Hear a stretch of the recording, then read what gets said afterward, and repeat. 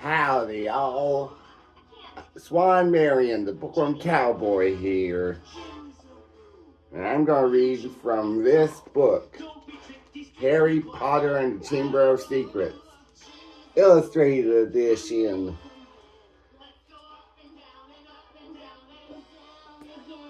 And now for a chapter from the book.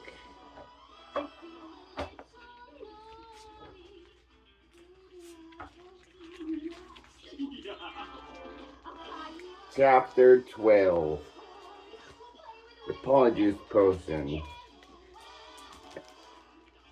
And I think this is Fox on the front, on this one. They stepped off the stone staircase at the top, and Professor McGonagall rapped on the door. It opened silently, and they entered. Professor McGonagall told Harry to wait, and left him there, alone. Harry looked around. One thing was certain. All of the teachers and offices that Harry had visited so far this year, Dumbledore's was by far the most interesting. He hadn't been scared out of his wits that he was about to be thrown out of school. He would have been very pleased to have a chance to look around it.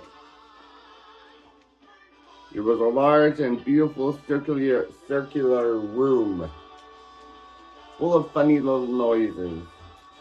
A number of curious silver instruments stood on spindle-legged tables, whirring and emitting little puffs of smoke. The walls were covered with portraits of old headmasters and headmistresses, all of whom were snoozing gently in their frames. There was also an enormous claw-footed desk, and sitting on a shelf behind it, a shabby, tattered wizard's hat. The Sorting Hat. Harry hesitated. He cast a wary eye around the sleeping witches and wizards on the walls. Surely it couldn't hurt if he took the hat down and tried it on again, just to make sure it had put him in the right house.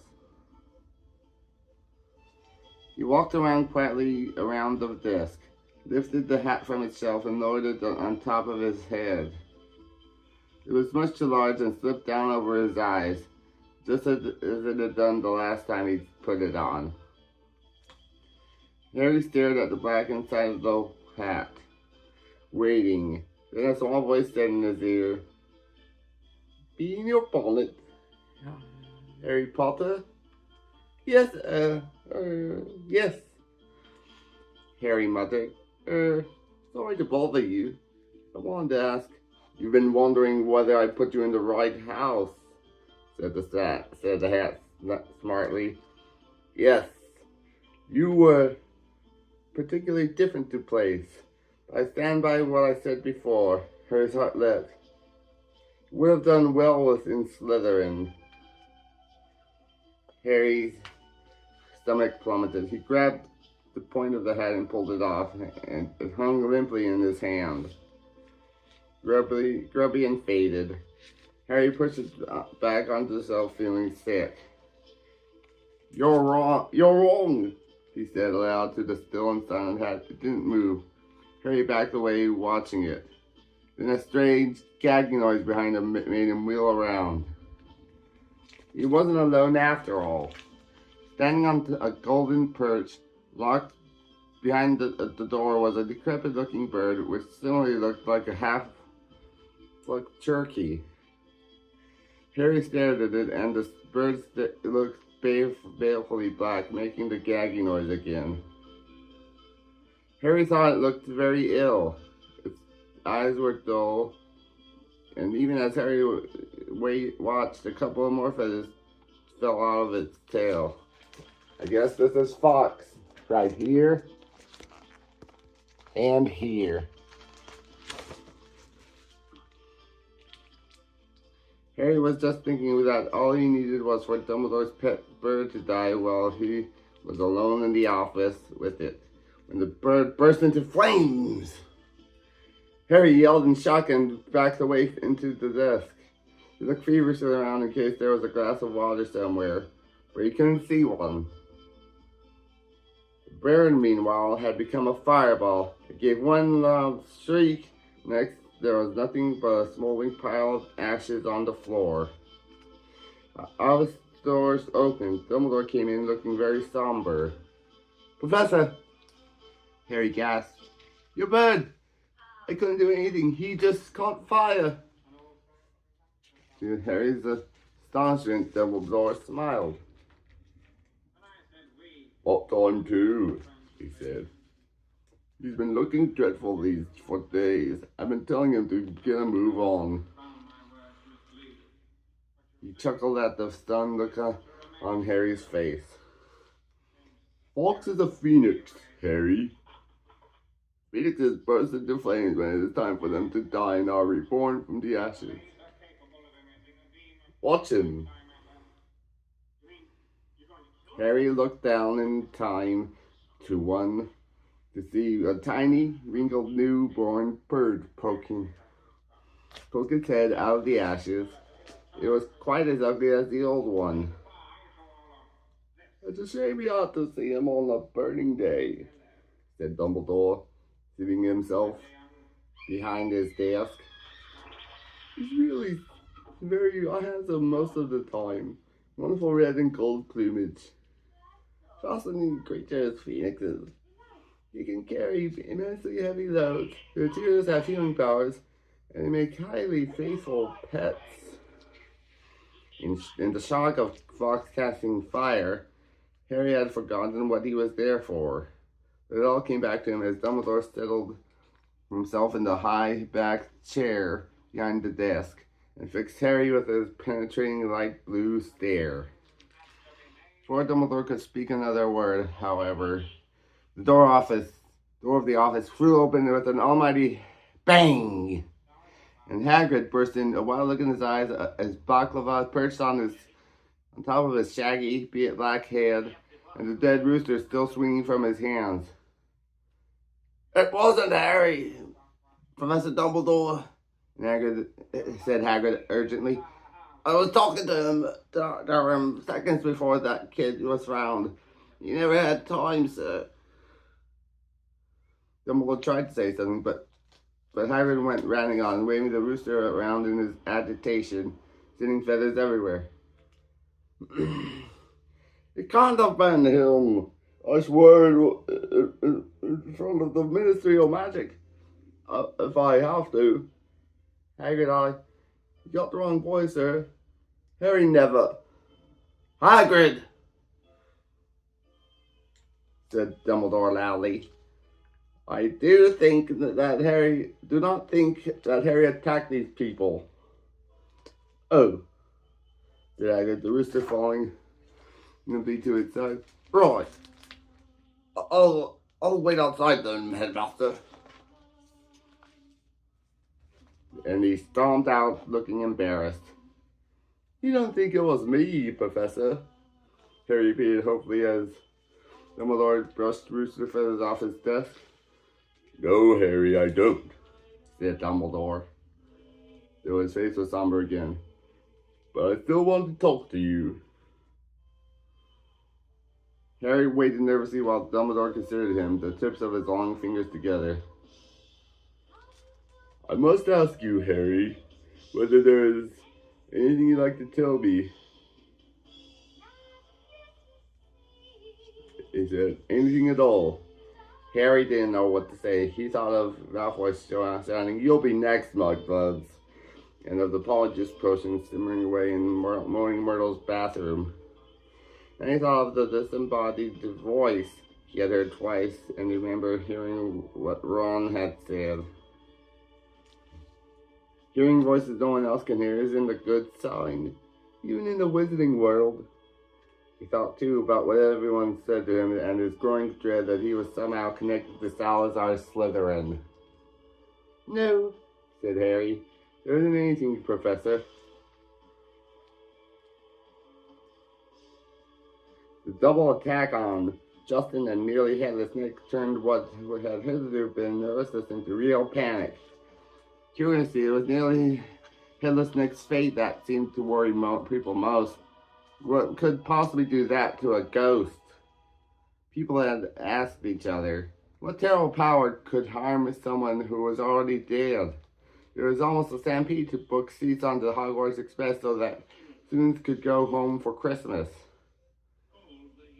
At this rate, we'll be the only ones left, Ron told Harry and Hermione. Us, Malfoy, Crabbe, and Goyle. What a jolly holiday it's going to be. Crabbe and Goyle, who always did whatever Malfoy did, signed up to stay over the holidays too. But Harry was glad that most people were leaving. He was tired of people skirting around him in corridors as though he was about to sprout fangs or spit poison. Tired of all the muttering, pointing, and hissing as he passed. Fred and George, however, found all of this funny. They went out of their way to march Harry down the car, saying, make way for the heir of Slytherin. There's an evil wizard coming through." Percy was pretty disapproving of this behavior. "It is not a laughing matter," said coldly. "Oh, get out of the way, Percy," said Fred. "Harry's in a hurry." "Yeah, he's heading off to the Chamber of Secrets for a cup of tea with his fanged servant," said George, chortling. Jean didn't find it amusing either. "Oh, don't," she said every time Harry asked loudly who he was planning to attack. That's or George pretending to ward Harry off with a large clove of garlic when they met. Harry didn't mind. It made him feel better that Fred and George at least thought the day of his being Slytherin's heir was quite ludicrous. But their antics seemed to be aggravating Draco Malfoy, who looked increasingly sour every time he saw them at it. It's because he's bursting to say it's really him," said Ron knowingly. "You know he hates everyone beating him at anything, and you're getting all the credit for his dirty work." "Not for long," said Hermione in a satisfied tone. "Apologies person, nearly ready. You could be getting the truth out of him any day now." At last the term ended, and his silence, deep as the snow on the grounds, descended on the castle. Harry found it peaceful rather than gloomy, and enjoyed the fact that he, Hermione, and the Weasleys had the run of Griffin Tower, which meant they could play Exploding Snapshot without bothering anyone, practice dueling in private. Fred, George, and Ginny had chosen to stay at school rather than visit Bill in Egypt, and with Mr. and Mrs. Weasley. Percy, disapproved of what he termed the childish behavior, didn't spend much time in the Gryffindor common room. He had already told them pompously that he was only staying over Christmas because it was his duty as a prefect to support the teachers during these troubled times. Christmas morning dawned cold and white. Harry and Ron, the only ones left in their dormitory, were woken very early by Hermione, who burst in fully dressed and carrying presents for both of them. "Wake up," she said loudly, pulling back the curtains at the window. "Hermione, you're not supposed to be in here," said Ron, shielding his eyes against the light. "Merry Christmas to you, too," said Hermione, throwing it at him as present. "I haven't up for nearly an hour. Adding more lace wings to the potion. It's ready."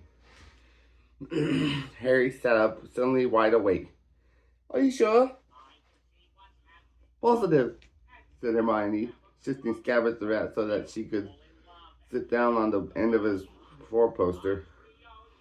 If we're going to do it, it should be tonight. At that moment, Hagrid Hedwig swooped into the room, carrying a very small package in her beak. "Hello," said Harry happily as she landed on his bed. "Are you speaking to me again?" She nibbled his ear in an affectionate sort of way. She was a far better present than the one that she had brought him, which turned out to be from the Dursleys. They sent Harry a toothpick and note telling him not whether he'd be able to stay at Hogwarts for the summer holidays too.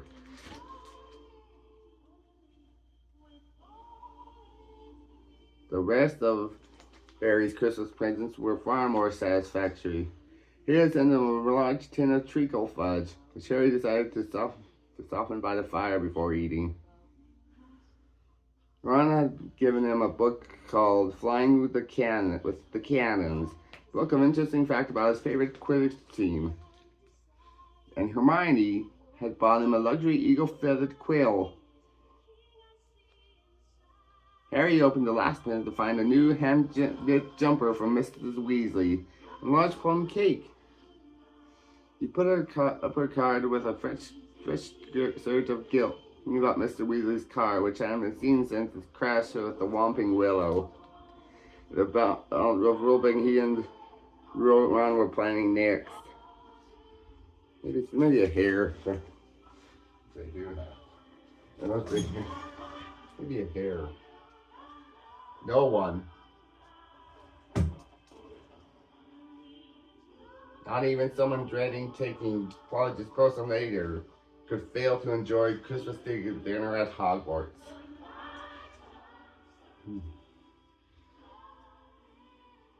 The Great Hall looked magnificent.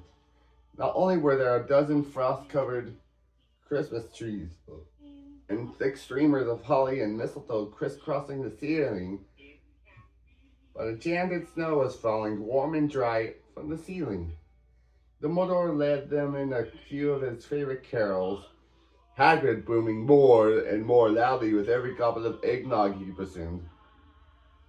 Percy, who hadn't noticed that Fred had bewitched the prefect badge, so it now read Pinhead, kept asking them all that they were sniggering at. Harry didn't care that Draco Malfoy was making loud, snide remarks about his new jumper from the Slytherin table. With a bit of luck, Malfoy would be getting his comeuppance in a few hours' time. Harry and Ron had barely finished their third helping of Christmas pudding when Hermione ushered them out of the hall to finalize their plan for the evening. We still need a bit of people you're changing into, said Hermione matter-of-factly, as though she was sending them to the supermarket for washing powder. And obviously it'll be best if you get something of Crabbe and Goyle's. They're Malfoy's best friends, he'll tell them anything. And we also need to make sure the real Crabbe and Goyle don't burst in on us while we're interrogating them. That all worked out, she said, went on smoothly, ignoring her and Ron's stupefied faces. She held up 2 plum chocolate cakes. I filled these up with a simple sleeping draught. All you have to do is make sure Crabbe and Goyle find them. You know how greedy they are. They're bound to eat them. Once they're asleep, pluck out a few of their hairs, and hide them in the broom cupboard. Harry and Ron were looking critically at each other. Hermione, I don't think that could go seriously wrong. But Hermione had a steely glint in her eyes, not unlike the one Professor McGonagall sometimes had.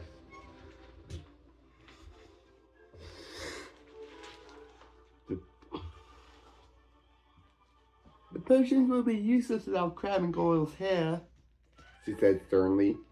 You do want to investigate Malfoy, don't you? Oh, all right. What about you? Whose hair are you ripping out? I've already got mine, said Hermione brightly, pulling a tiny bottle of her pocket and showing them to the thing that her inside.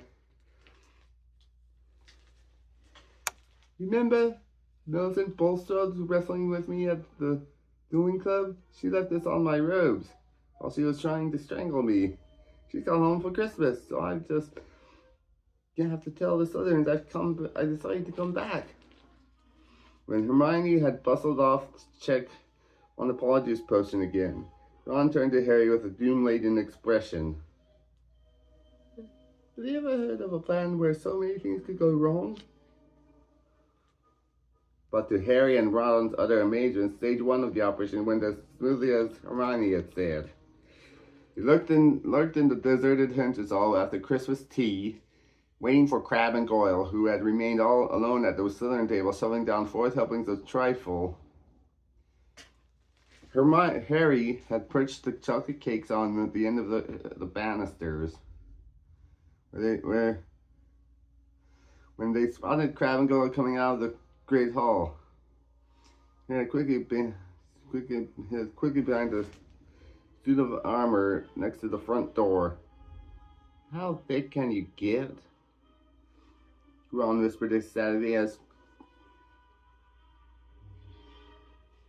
Miss Crabbe chiefly pointed out the cakes to Goyle and grabbing them. Grinning stupidly, he stuffed the cakes whole into their mouth.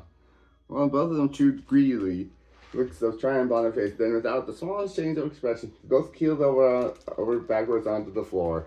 Like this. See, they're unconscious. Much of the difficult bit was hiding them in the cupboard across the hall.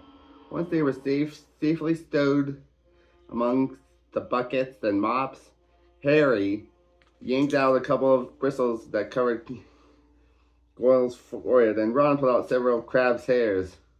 He also stole their shoes, because they were far too small for Crabbe's and Goyle's feet. Then, still stunned at what they had done, they sprinted up to Moaning Myrtle's bathroom. They could hardly see for the thick black smoke issuing from the curbside cubicle, in which Hermione was stirring the cauldron. Pulling their robes up over their faces, Harry and Ron knocked softly on the door. Hermione! They heard the scrape of the lock, and Hermione emerged, shiny-faced and looking anxious. Behind her, they heard a gloop of the bubbling, treacle-thick potion. 3 glass tumblers stood ready on the toilet seat. Did you get them? Hermione asked breathlessly. Harry shouldered Goyle's hair. Good. And I think some spare robes out of the laundry, Hermione said, holding up a small stack. You need bigger sizes once you're Crabbe and Goyle. The 3 of them stared into the cauldron.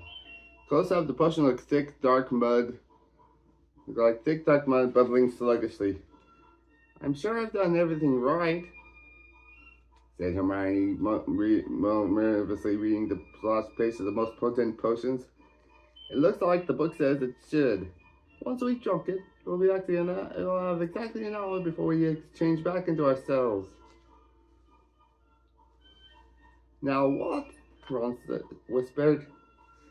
We separated into three glasses and add the hairs.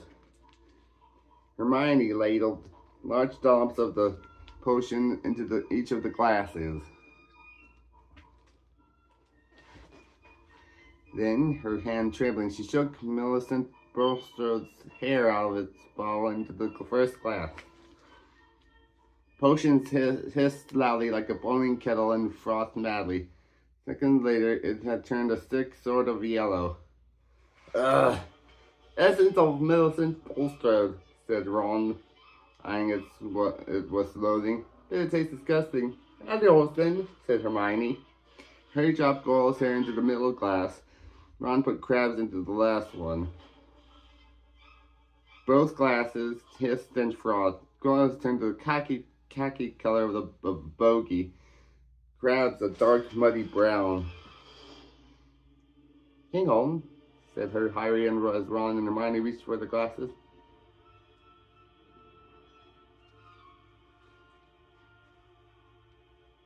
Once they turned to Crabbe and called him won't fit, and wasn't both no pixie. Good thinking, said Ron. unlocking the door. They'll take separate cubicles. Careful not to go drop of his Polyjuice potion. Harry slipped into the middle cubicle. Ready? He said. Ready, came Ron and Hermione's voices. 1, 2, 3. Pinching his nose, Harry drank the potion down in 2 large gulps. It tasted like overcooked cabbage. Immediately, his insides were started writhing, as though he just swallowed live snakes.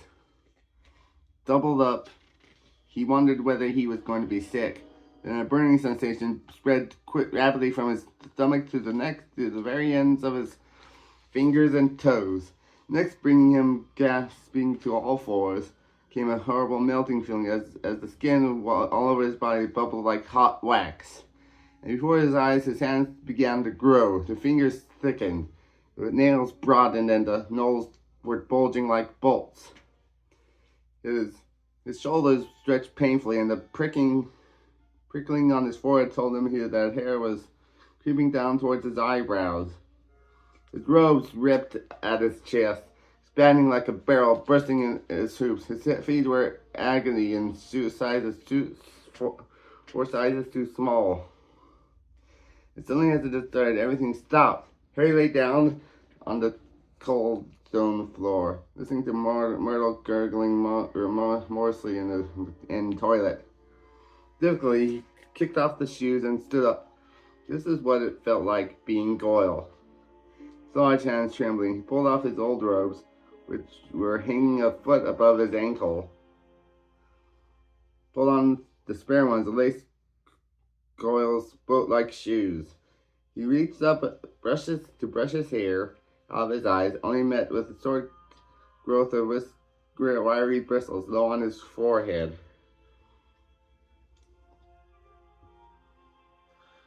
Then he realized that his glasses were clouding his eyes. Because Goyle obviously didn't need them. He took them off and growled, "Are you two okay?" Goyle's low rasp of a voice issued from his mouth. "Yeah," came the deep grunt of Crabbe right from his right. Harry unlocked his door and stepped in front of the cracked mirror. Goyle stared back at him at the old deep-set eyes. Harry scratched his ears. So did Goyle. Ron's door opened. They stared at each other, except he looked pale and shocked. Unlike the seagull from Crabbe, from his pudding basin haircut to the long gorilla arms. "This is unbelievable," said Ron, approaching the mirror and prodding Crabbe's flat nose. "Unbelievable.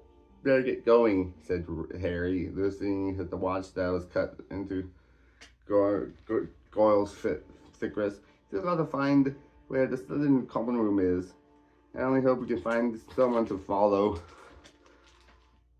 Ron, who had been gazing at Harry, said, "You know how bizarre it is to see Goyle thinking." He banged down Hermione's, "Come on, we need to go." Hybrid's voice answered, I don't think I'll come with you. And after all, you better go on without me." "Hermione, we know Millicent Bulstrode is ugly. No one's gonna know it's you." "No, really, I don't think I'll come. You do hurry. You're wasting time." Harry looked at Ron, bewildered. "I mean, that looks more like Goyle," said Ron. "That's how he looks every time a quiz teacher asks us a question." "Hermione, are you okay?" said Harry through the door. I'm fine. Just go." Harry looked at his watch. Five of their precious 60 minutes had already passed. "Meet you back here, all right?" he said. Harry and Ron opened the door of the bathroom carefully, checked the coast was clear, and set off. "Don't swing your arms like that, Harry," he muttered to Ron. "Eh?" Crabbe holds them sort of stiff, and how's this? "Yeah, much better." They went down the marble staircase. All they needed now was a Slytherin whom they could follow to the Slytherin common rooms, but there was nobody around. Any ideas? The Slytherins always come up to breakfast from over there. nodding at the entrance to the dungeons. Words had barely left his mouth when a girl with long curly hair emerged from the entrance. "Excuse me," said Ron, hurrying up. "We've forgotten the way to our common rooms." "I beg your pardon," said the girl still. "Our common rooms? I'm a Ravenclaw." She walked away, looking suspiciously back at them. Harry and Ron looked down the stone steps into the darkness. Their footsteps echoed particularly loudly as Crabbe and Goyle's huge feet hit the floor, meaning that this wasn't going to be easy as they had hoped. The labyrinthine passages were deserted.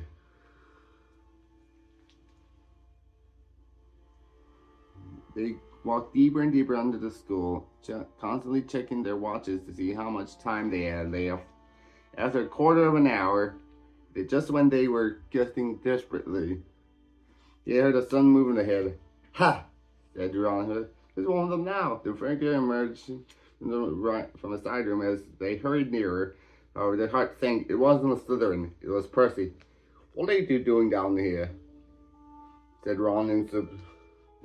Percy looked affronted. "That," he said, "there is none of your business. It's Crabbe, isn't it?" "Oh, yeah," said Ron.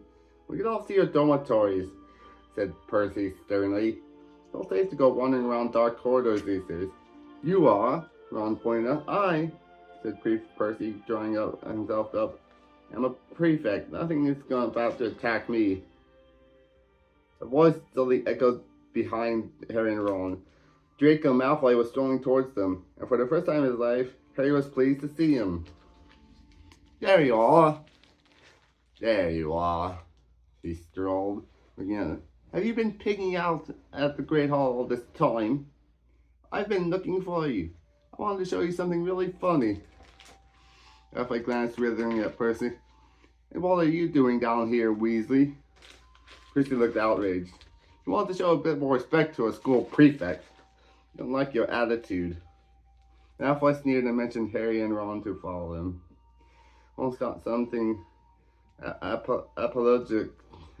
apologetic to Percy, but caught himself just in time. He and Ron hurried after Malfoy, who said as they were turned into the next passage, "That Percy Weasley, Peter Weasley, Percy, whatever. I've noticed him sneaking around a lot lately. I bet I know what he's up to. He thinks he's going to catch his Slytherin's there single-handedly." He had a sort of derisive laugh. Harry and Ron exchanged excited looks. Malfoy paused by a stench of bare, damp stonewall. "What's the new password again?" he said to Harry. "Oh yes, pure blood," said Malfoy, not listening. Stonewall concealed in the wall slid open. Malfoy marched through it, and Harry and Ron followed him.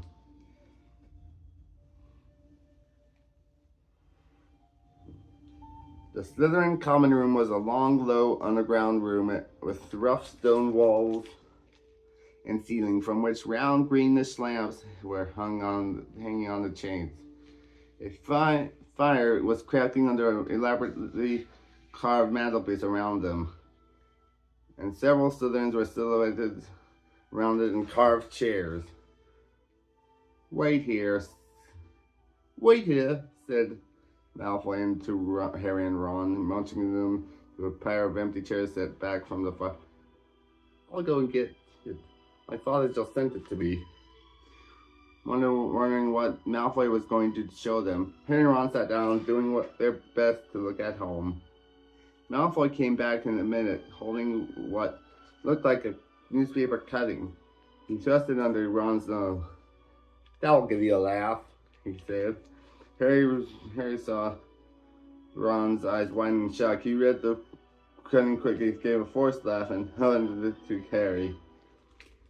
It had clips out of the Daily Prophet, and it said, "Inquiry at the Ministry of Magic. Arthur Weasley, head of the Misuse of Muggle Artifacts Office, was today fined 50 galleons for bewitching a Muggle car. Mr. Lucius Malfoy, Governor..." Here's Draco Malfoy, by the way. "Hogwarts School, Wisconsin Wizardry, where the enchanted car crashed earlier this afternoon called today for Mr. Weasley's resignation. Weasley had brought the ministry into disrepute. Mr. Malfoy told our reporter he is clearly unfit to draw up our laws on this ridiculous Uncle Protection Act should be scrapped off immediately. Mr. Weasley was unavailable for comment, although his wife told reporters to clear off. She set a family ghoul on them. Well, said Malfoy impatiently as Harry. Do you think it's funny? Said Harry bleakly. Arthur Weasley loves Muggles so much, he should have snapped his wand in half and go and join them. You never knew if the Weasleys were purebreds the way they behave. Ron's, or rather Crabbe's face was contorted and, "What's up with you, Crabbe?" snapped, said Malfoy. "Doublegate," Ron said. Ron grunted. "Well, go up to the hospital wing and give all those Mudbloods a kick for me," said Malfoy, snickering. "You know, I'm surprised Dave Rowan hasn't reported all these attacks yet," went on thoughtfully.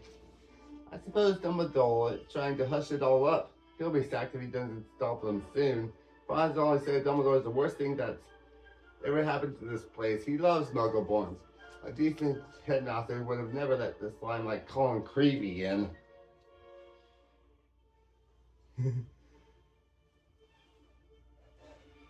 Yeah, he is annoying. Malfoy started taking pictures with an imaginary camera and did a cruel but accurate impression of, "Potter, can I have your autograph? Picture? Anything, Potter? Can I have your autograph? Can I lick your shoes, Potter? Please, Potter." He dropped his hands and looked at Harry and Ron. "What's the matter with you two?" Harry and Ron forced themselves, but Malfoy seems satisfied. Perhaps McGonagall was slow on the uptake. Only slow on the uptake. "St. Potter, the Mudblood's friend," said Malfoy. "He's another one who has no proper wizard feelings. Wouldn't go around with that jumped up Granger Mudblood. And people think he's Slytherin's heir. People think he's Slytherin's heir."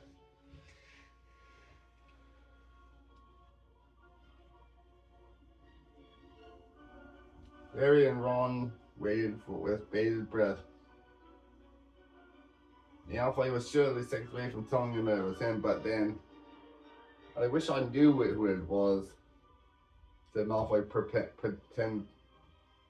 petulantly.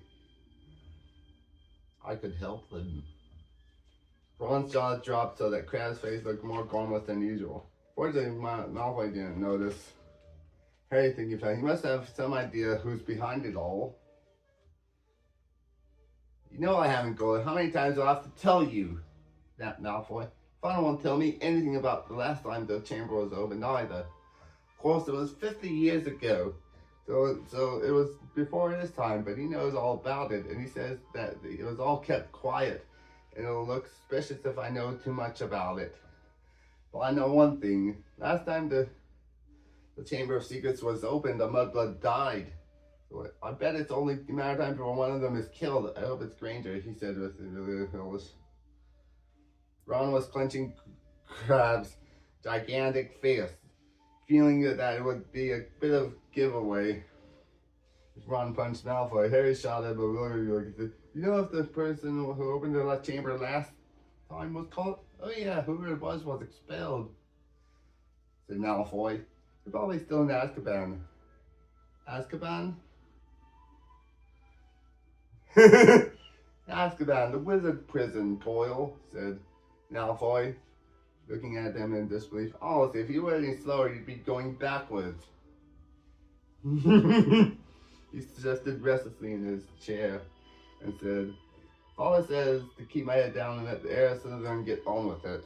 He says the school needs ridding of all the Mudblood's filth, but not to get mixed up in it.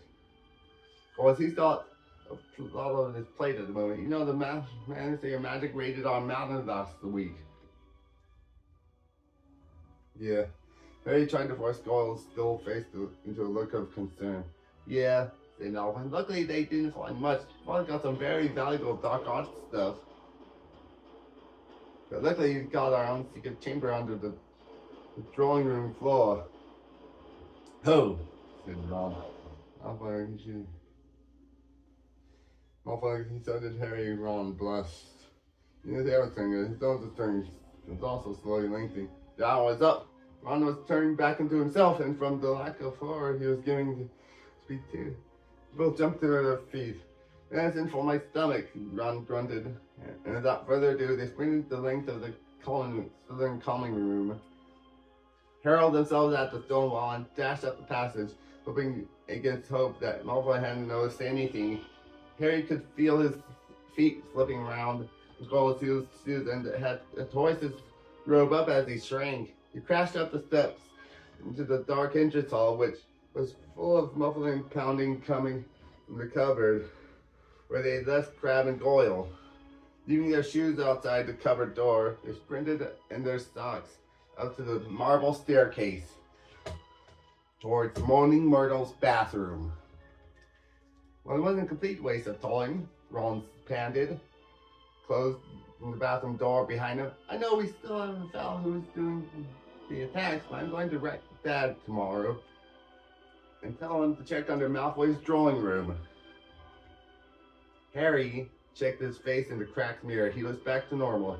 Put his glasses on, and as Ron hammered on the door of Hermione's cubicle.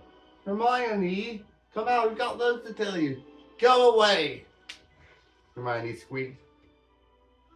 Harry and Ron looked at each other. What's the matter, Ron? Said Ron. You must be back to normal by now. We are. But Moaning Myrtle glided suddenly through the cubicle door. Harry had never seen her look so. Ooh, wait till you see, she said. It's awful.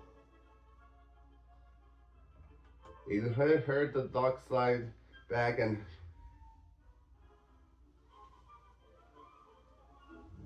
the robes pulled over her head. What's up? Said Ron. Have you got Wilson's nose or something? Hermione let the robes fall and Ron sit back into the sink. Her face was covered in black fur, her eyes had gone yellow, and there were long pointed ears poking out through her hair. It was Connor! She howled. Millicent also must have a cat. The potion isn't supposed to work. It is for animal post-transformations. And this is Hermione as a cat. Uh-oh, said Ron. Your tea's dreadful. Something dreadful, said Myrtle, happy. It's okay, Hermione, said Harry quickly. We'll take you up to the hospital wing. Madame Bronte never asks too many questions. It took a long time to persuade Hermione to leave the bathroom. Moaning Myrtle sped them on their way with a hearty guffaw. Wait till anyone finds you've got the tail. And that ends the chapter of Harry Potter and the Chamber of Secrets.